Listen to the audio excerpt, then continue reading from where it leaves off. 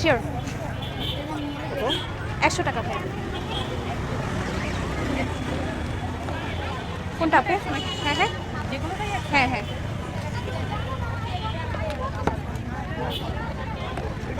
Laser থেকে ডেটক্সটা বেশি মজা।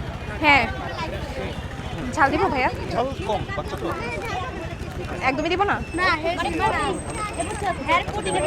আচ্ছা দিইনি দিইনি।